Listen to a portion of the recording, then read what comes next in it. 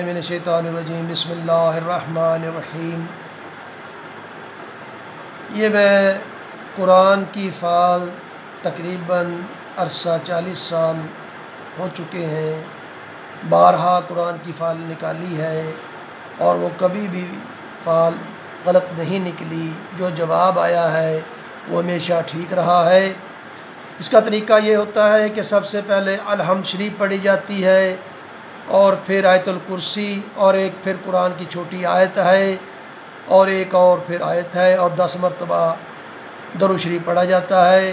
फिर कुरान के कोई भी शख्स कुरान को खोलता है और उसके दाईं तरफ के सफ़ात को देखता है और वहाँ पर अल्लाह के नाम जितने आ जाएं उन अल्लाह के नाम को गिन लिया जाता है और फिर उतने ही सफ़े पलटे जाते हैं और फिर बाईं जानब पर उतने नंबर की आयत जितने अल्लाह के नाम आए हैं उतने नंबर की आयत जो है उसको उस पर देखा जाता है कि आपका जवाब क्या आया है।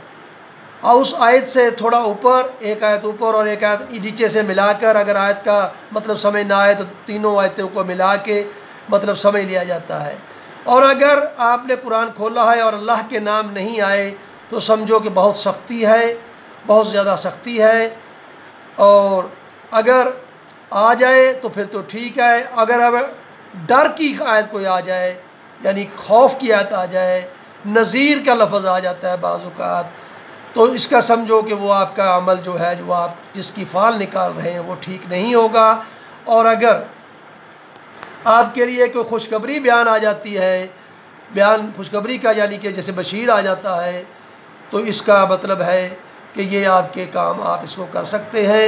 कुरान करीम से बहुत से लोगों से मालूम हुआ है कि पहले लोग जो है कुरान करीम से बहुत कुछ सीख जाया करते थे और अब हम देखते हैं कि इसकी किस तरह से कोरोना वायरस के सिलसिले में हम आयत निकालना चाहते हैं और ये देखना चाहते हैं कि कोरोना वायरस क्यों आया है, वजह क्या है क्या नहीं है।